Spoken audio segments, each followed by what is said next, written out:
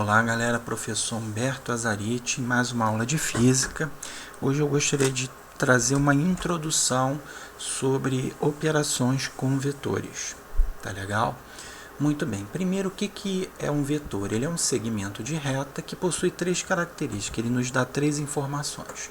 O módulo, que é o tamanho do vetor, que é a medida, a direção, que é sempre a da reta, que pode ser horizontal, vertical, ângulo de 45 graus, por aí vai. E o sentido, que é o da seta. Cuidado para a gente não confundir, tá? Às vezes a gente tem dificuldade em diferenciar direção e sentido. O sentido é o da seta, ou seja, para onde a seta está apontando. Para cima, para baixo, para a direita, para a esquerda e por aí vai. Então peguei aqui dois exemplos. Olha só, esse vetor aqui, ó. Primeiro aqui, esse vetor eu chamei ele de vetor A. Repara que ele tem uma setinha em cima, é para indicar que ele é uma grandeza aí vetorial, tá? É um vetor. Então, qual é o módulo dele? Qual é o tamanho dele? Tá aqui, 3. Então, o módulo dele é 3. Qual é a direção? Como é que a seta está? Ela está na horizontal. E para onde que está apontando a seta? A seta está apontando aqui, para a direita. Então, esse vetor ele tem módulo 3, direção horizontal, sentido para a direita. O vetor B, aqui abaixo, ele tem módulo 4, que é o tamanho dele, tá? Embora aqui não esteja proporcional, tá legal? Ao outro.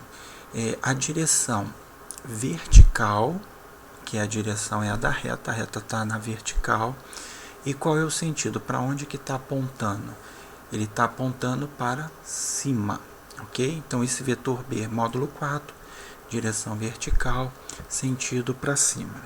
E agora vamos ver as operações. Eu vou apresentar só as três primeiras, tá? São as mais usadas, tá legal? As mais simples, tá? Mas não são só essas, tá legal? O primeiro caso é quando nós temos dois vetores que têm a mesma direção e mesmo sentido.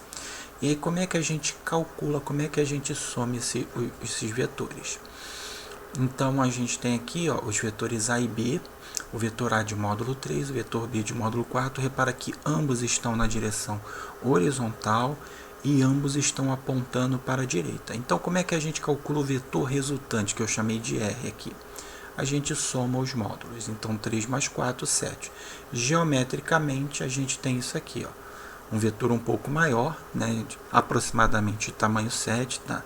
Não está muito na escala, e apontando para a direita. Obviamente que se a gente está somando os dois que estão apontando para a direita, nós vamos ter um vetor só de tamanho 7 apontando para a direita. Então, esse é o primeiro caso. Segundo caso, quando nós temos vetores que têm a mesma direção, só que têm sentidos opostos. Esses dois vetores A e B, de módulos 3 e 4, eles têm a mesma direção horizontal, só que o vetor A está apontando para a direita e o vetor B está apontando para a esquerda. Então, como é que a gente calcula o resultante? A gente diminui os valores em módulo, porque a gente quer saber o tamanho do vetor. Então, em módulo, repara que eu botei a barrinha do módulo aqui. 3 menos 4 dá menos 1. E aí a gente pega o módulo tamanho 1. Tá legal? Porque na realidade, quando a gente soma vetores que têm a mesma direção e sentidos opostos, a gente soma um com o inverso do outro. Então a gente inverte o sentido do outro, aí inverte o sinal. Tá? Mas para simplificar, você diminui e pega o módulo. Então o tamanho do vetor resultante vai ser 1. E vai estar apontando para onde? Ora, quem é o vetor maior aqui?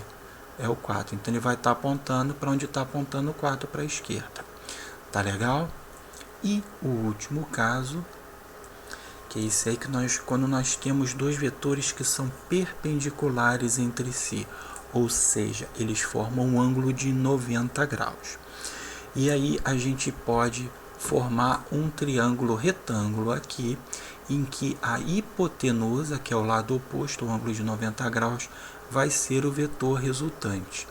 Tá legal? E aí como é que a gente resolve? a gente resolve usando o Teorema de Pitágoras, que a gente aprende lá em matemática, que o quadrado da hipotenusa é igual à soma dos quadrados dos catetos. Então aqui, ó, r ao quadrado vai ser igual a 3 ao quadrado mais 4 ao quadrado. 3 ao quadrado dá 9, porque é 3 vezes 3.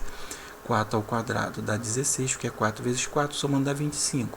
Que número que elevado ao quadrado dá 25? Aí a gente tira a raiz quadrada, se a gente não sabe de cabeça. A raiz quadrada de 25 é 5. Por quê? Porque 5 vezes 5 dá 25. Então aqui está o nosso vetor resultante aqui de tamanho 5. Tá legal, galera? Espero que tenha ajudado vocês a iniciar no estudo de vetores, que ele é muito mais amplo, né, com muitos outros conteúdos, mas a minha intenção foi aqui dar o pontapé inicial para vocês continuarem o aprendizado de vocês. Tá legal? Um forte abraço.